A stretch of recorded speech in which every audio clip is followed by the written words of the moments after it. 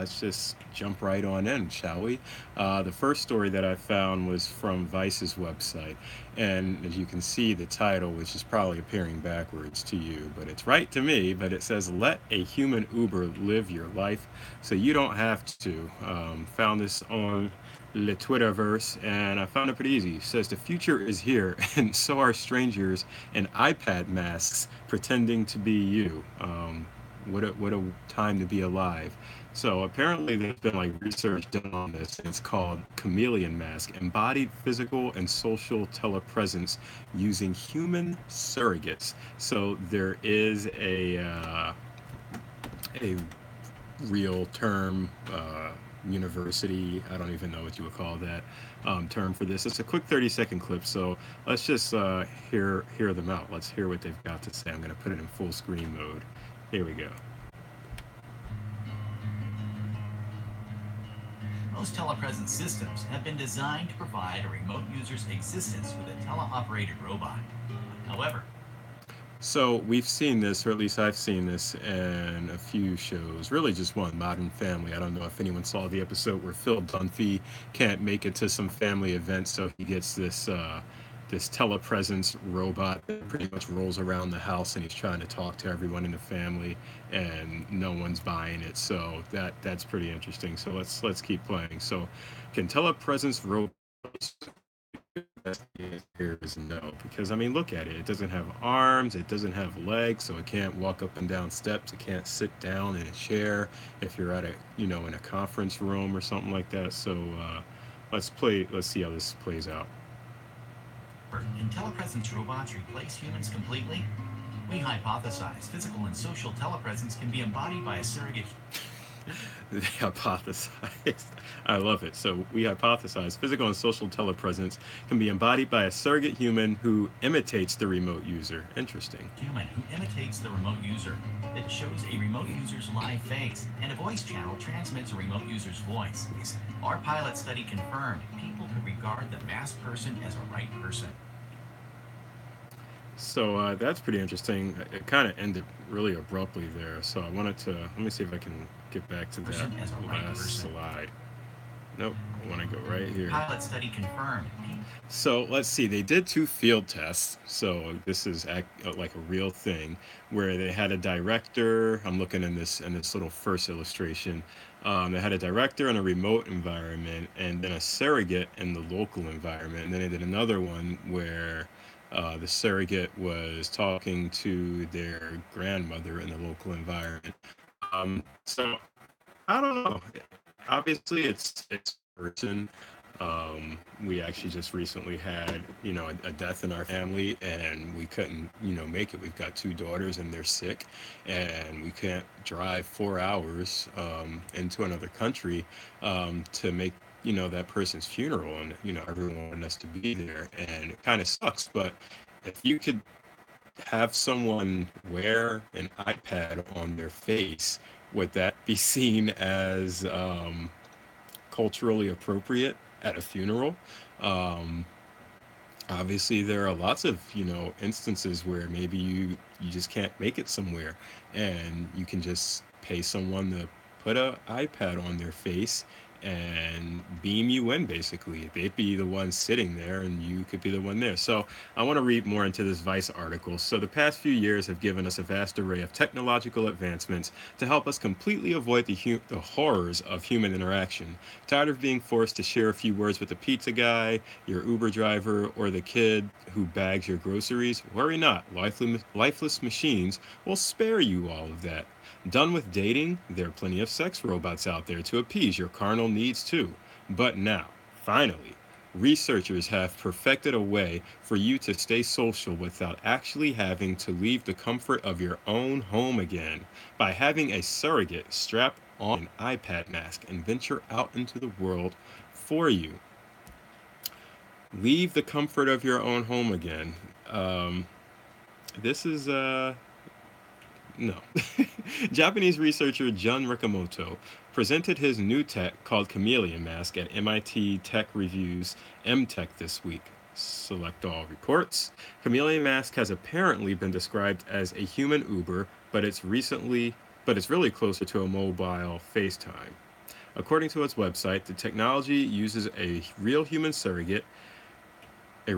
as a surrogate for another remote user by giving the surrogate a mask-shaped display that shows a remote user's face. So let me just read that again. So it gives the surrogate a mask-shaped display that shows a remote user's live face, and a voice channel transmits a remote user's voice. Rekamoto reportedly described the experience of using Chameleon Mask as surprisingly natural, which does sound surprising. So yeah, I'm not sure how this actually sounds remotely natural.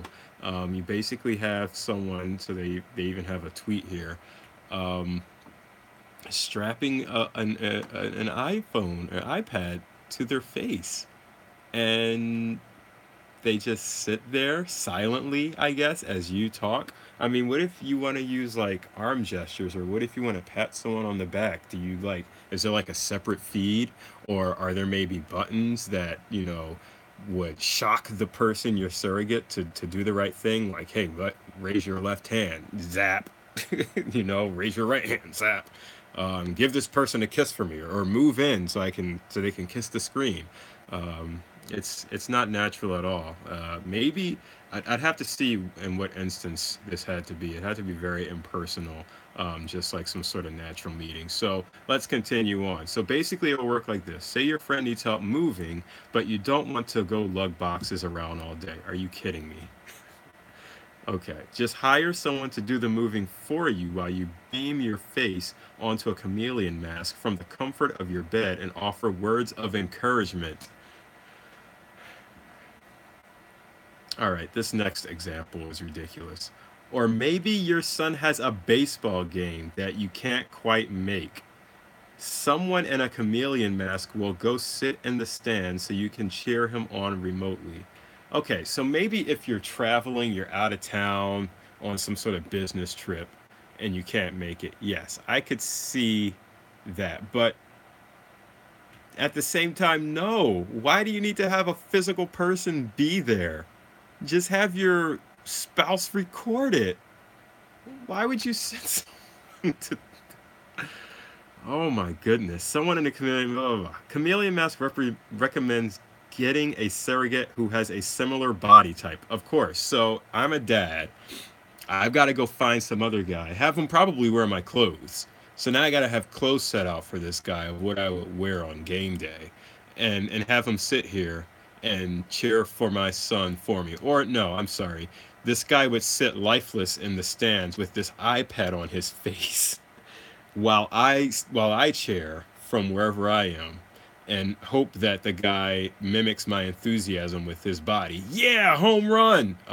Dude, are you raising your hands for me? Yeah, please jump up and down a little bit.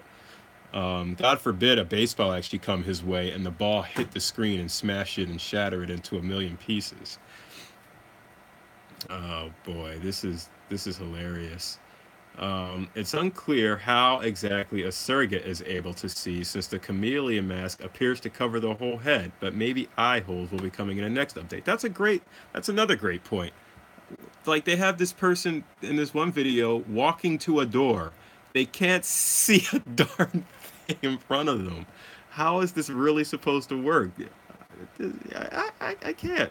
The idea behind Chameleon Mask isn't particularly new. Telepresence technologies of varying quality have been around for years, and as Select All points out, the whole thing sounds inspired by Larry Middleman from Arrested Development. So I do have to pull this up because this, if you are, Michael Bluth and well, his here it is. family were meeting with their new attorney. Look, this is not the first time I've been brought in to replace Barry Zuckerberg.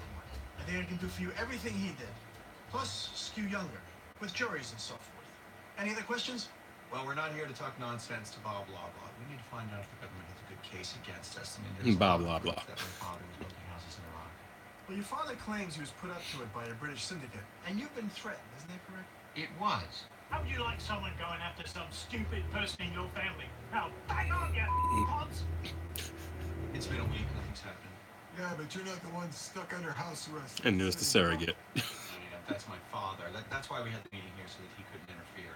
Interfere? I'd have pulled down your pants and spanked your ass raw. I'm sorry, have we met? Oh, yes, this is Larry Middleman. He's your father's surrogate. Surrogate? That's right, you dumb.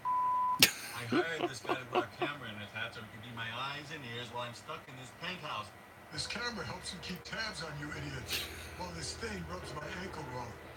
I mean, look at this thing I can't even go in the hallway. without hearing that. Beep, beep, beep.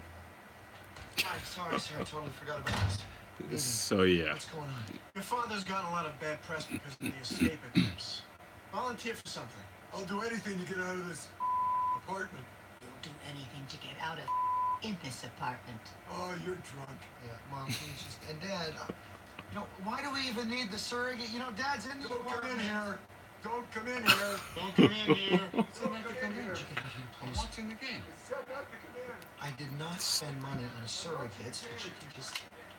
I lost him. I think you've got your hands full trying to make this guy look so again, this is a perfect example of this whole surrogate thing. So I think the hat is a much better idea than a freaking iPad of someone's face. But who knows? The future has so much more to come. Maybe we'll have like Daft Punk type helmets that we could all just put on our heads and wear those. So still, you could be walking to a stranger wearing your friend's face at a party sometime soon. What a world.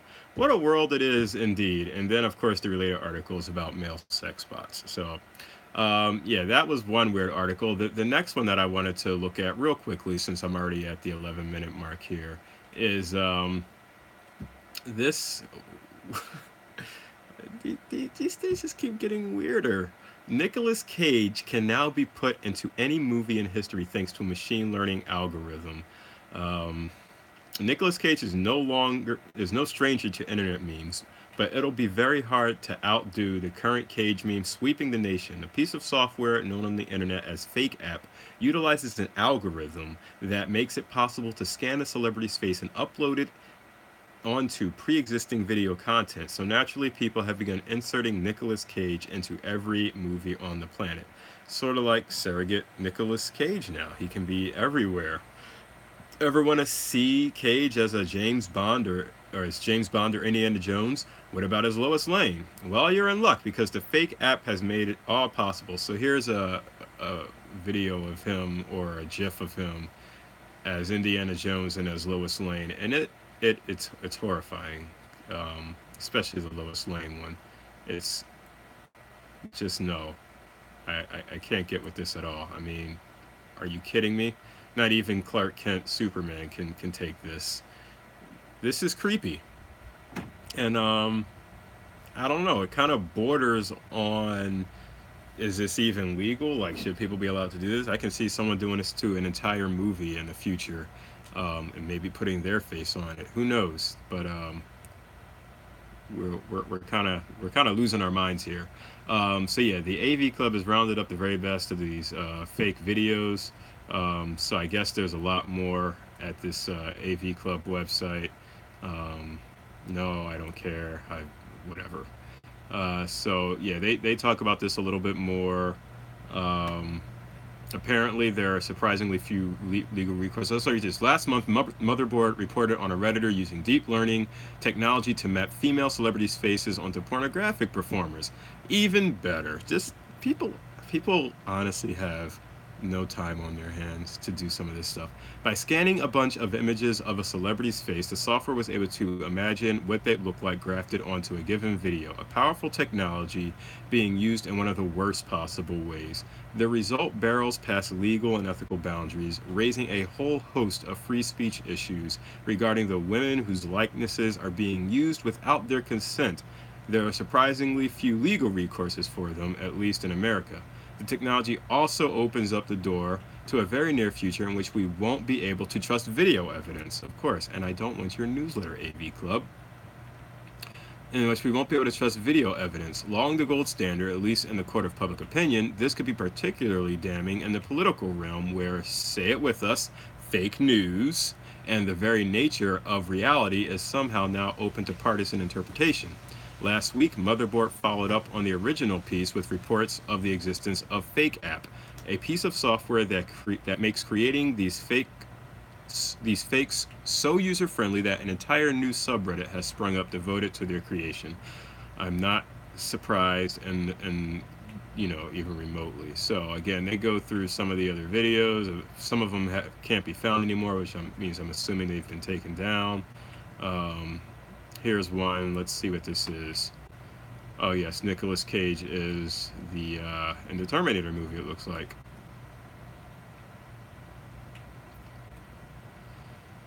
Yeah, so this is just so crazy to me. But whatevs, people are gonna do what people are gonna do. Obviously, I don't like the idea of people placing faces onto porn star bodies. Um, that that just seems like there should be more recourse for that. So that's all I have about that article, and now I'm at my 16-minute mark. So really quick, and some other news, if you haven't heard, House of Cards enlists Greg Kinnear and Diane Lane to save the show's final season. So I'm wondering, I didn't read through the article, but I'm guessing Greg Kinnear will take on the character Frank Underwood, which was previously played by Kevin Spacey, who we know was removed from this show after he was accused by sexual misconduct by the actor Anthony Rapp. And then the other thing that I saw that was interesting is The Passion of the Christ is getting a sequel, because yes, after Jesus died and went to heaven, more stuff happened, and they didn't really get into it. They just said, and all of his apostles died horrible deaths, but they didn't really talk about how. So that's what I'm assuming the Passion sequel will be about. Probably go into the Acts and some of the other books of the Bible, perhaps leading up to Revelation, and more details. So it'll be interesting. It looks like Jim Caviezel will be returning in the role of Jesus Christ, so maybe he'll be dropping in out of heaven here and there throughout the sequel. I really enjoyed the original Passion of the Christ. I thought it was very well put together. So yeah, we'll see exactly what happens. Actually, I'm getting that mixed up with the Bible. If everyone remembers the Bible miniseries, I've seen both the Bible miniseries and the Passion. But yeah, it will be interesting to see how what the Passion Reloaded will look like, or will it be a trilogy? The Passion Reloaded and the Passion Revolutions. Should be interesting. So that's all I've got. I've been reading, I think as I said before, this book, actually listening to it on Audible, called Ready Player One, and it's really got me looking into like all these old school classic games. I found Joust on my phone, so I was recently playing that a little bit, and then I was trying to look for Dungeons of Daggerath as well, and I found this game called Dungeon Master, which is pretty cool. I've never played it before, so I'm trying to find my way through. Both of my torches ran out of flame, so now somehow I need to find some light to relight my torches, and I have no idea where to go, and I don't want to go into any dark tunnels. This is the Hall of Heroes or the Hall of Champions, but yeah, I need some light from my torch, yo. So that's all I've got for you all today. I'm gonna keep playing this little roll turn place game until my eyes bleed, and just enjoy some late 80s, early 90s nostalgia that I never really got to experience when I was a kid. So thank you all for tuning in. I hope you found this interesting. Let me know what your thoughts are on all the other things I talked about. The human Uber. Would you be a human Uber? Would you basically sell your body to let someone strap an iPad to your face and have you walk somewhere and do their heavy lifting, or go to their son's baseball game? I'm sure there's going to be a market for it. So keep an eye out for any companies that are actually trying to do this, because it could be some real easy income. Maybe I'll try to do it.